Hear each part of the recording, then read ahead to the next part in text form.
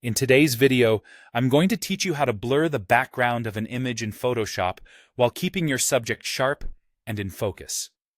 This technique is fantastic for emphasizing your main subject and creating a professional-looking photograph, and it's a great skill to have in your Photoshop toolkit.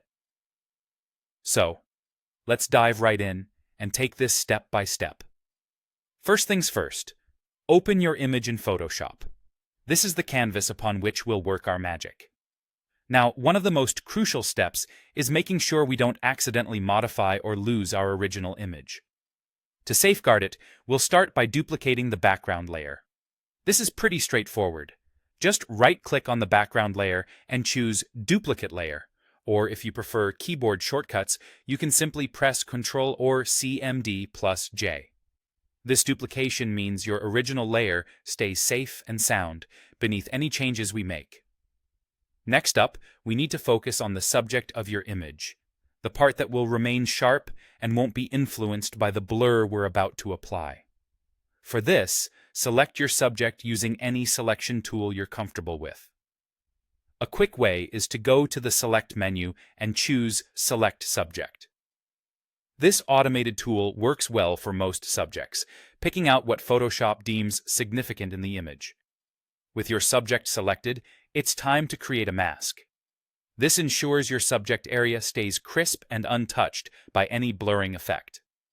You'll want to have the upper layer selected. This is the duplicated background layer. Once that's done, just click the Add Layer Mask icon in the Layers panel. Your subject is now protected, and no matter what we apply to the layers beneath it, it will stay sharp. We turn our attention now to the layer beneath your masked subject layer, which is currently the duplicated background. This is where we can apply some creative blur without affecting your subject.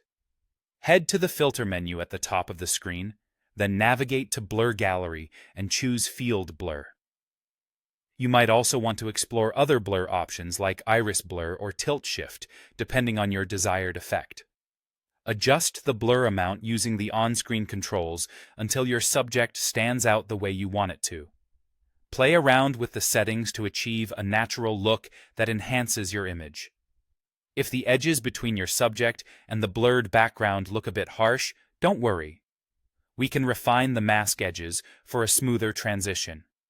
Use the Select and Mask feature, or take a soft brush to paint on the mask, softening the borders for a more blended appearance. And that's it.